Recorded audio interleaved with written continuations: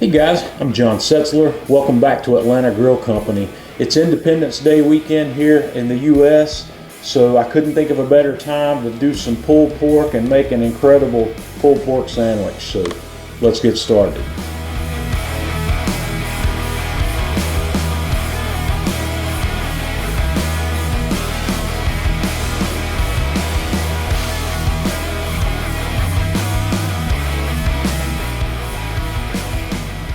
To make our pickled onions, the first thing I've done, I have sliced up some red onion, and I'm gonna stuff this 2-pint mason jar completely full.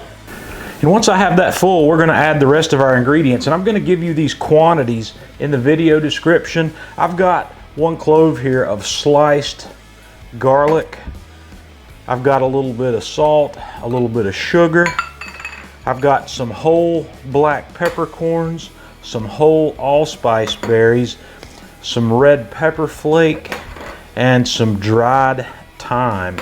And what we're gonna do to that is we're gonna top this jar off with white wine vinegar. And this is just room temperature. There's no heat involved in this. And at that point, we're just gonna put the lid on that and put that in the refrigerator. And if you can do this, this needs to be done at least 3 or 4 hours in advance, but if you can do it the day before, that's gonna be perfect. You can just give that a shake if you like, and this is gonna make some amazing pickled onions. Today I've got a 9.8 pound pork butt, and what I'm gonna do is I'm gonna cook this guy fat cap up since I don't normally do that. So I'm gonna take my knife and I'm gonna score a diamond pattern in the fat cap on this butt. That's going to give us a little extra surface area and an opportunity for our seasoning to get down in this guy nicely. So then I'm just going to flip it over and I'm going to transfer it to my Drip Easy prep tub here where we can season this guy. Today I'm going to be using a 50-50 blend of the Atlanta Grill Company Man Cave Meals AP Mojo and Pork Mojo, and I've put some of that in my shaker jar here, and we're just going to start working on getting a nice thick coat of this rub on the outside of this meat. And then when I get back around to the top side on this particular one where I've scored my fat cap, I'm going to make sure I get a nice heavy coat of that on here and get it really worked down into that meat. Now that I've got that guy seasoned up, I'm just gonna set the lid on my drip tub, my Drip Easy prep tub, and I'm just gonna put this back in the refrigerator until I'm ready to put it on the grill, which is gonna be about 6 hours from now. I lit a fire in the firebox of my Kamado Joe Classic 3, and I'm setting up the slow roller here, and we're gonna cook the first part of this cook at a low temperature. I'm gonna put it on at like 200 degrees Fahrenheit.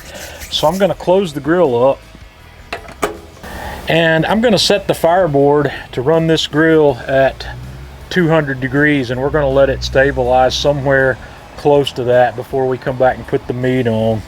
So my Classic 3 is up to temp. I got a nice light smoke rolling there with some of that cherry wood we put on. So we're gonna drop this guy on the grill just right here in the middle, and I'm gonna put my temperature probe from the fireboard in there. Let me figure out exactly where my flat bone is. We're gonna go right in the top, just like that, and we're gonna close this grill up, and I'm probably not gonna look at it again for about somewhere between 10 and 12 hours. So we'll be back. Hey, good morning. We have been on here for 12 hours and that guy's looking pretty good.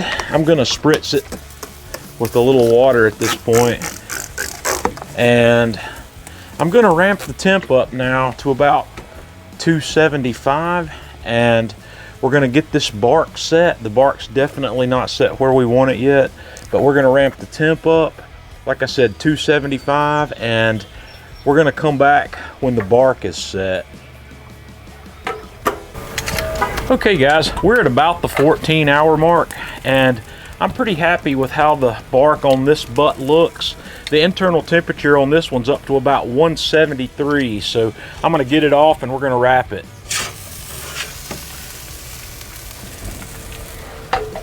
Okay, so what I've done here is I have just double wrapped this guy in foil. So we're gonna put it right back on there. I'm gonna drop my meat probe right back in where I had it before. And we're gonna close this up and just run the temp up to 300 degrees.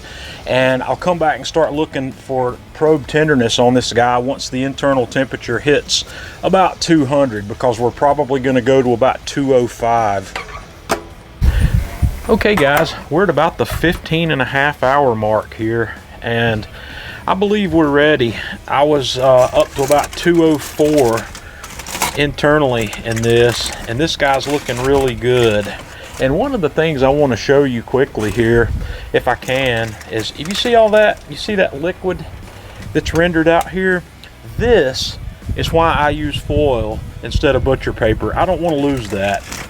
So what I'm going to do is I'm going to take this guy off. I'm going to toss it in my Yeti cooler and cover it with a towel, and we're going to let that guy rest for 2 hours. So I ended up letting this rest for about 2.5 hours. So I've put it in my Drip Easy prep tub here, and we are going to just roll it out and dump it right into this tub. And then we're going to pull. First thing I'm going to do is just yank this bone out of here and let you have a look how easy that guy rolls right out. So let me dispose of the bone, and then we'll just get to work on this, and you'll be able to see just how easily this guy's going to fall apart in my hands. That's crazy. So I'm going to spend a couple of minutes here just pulling this apart and getting it shredded, ready to make our sandwiches. So we'll get these sandwiches put together and try to get them before the flies do. There's a lot of flies hanging around out here. So the first thing I'm going to do is turn on just a little bit of this amazing pulled pork, guys. I really wish you could get a whiff of this. This has an amazing aroma to it, and you can just see how good that looks. So I'm going to get it on both sides. I've got some ciabatta rolls here that I really like. I really like the texture and flavor of these rolls. So the next thing I'm going to do is put on a bit of our Atlanta Grill Company sweet sauce. So we'll come on top here with just a little drizzle of this sweet sauce. This is an amazing sweet barbecue sauce. And then we're going to top these guys off with some of those pickled onions that we made. This is an amazing, delicious topping. It's kind of an alternative if you're used to something like coleslaw on a pulled pork sandwich. You just haven't lived until you have tried this. So guys, that, my friends, is an amazing pulled pork sandwich. So we'll finish this off with a taste test to see how we did.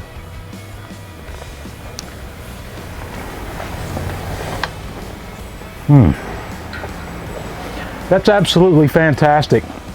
Simple, beautiful flavor. And once again, I can't stress how much flavor these pickled onions bring to this sandwich. If you don't want to try the pulled pork by this technique, at least take this pickled onions recipe from this video and give it a try. Guys, give this a shot. Let me know what you think. Until next time, this is John Setzler with Atlanta Grill Company.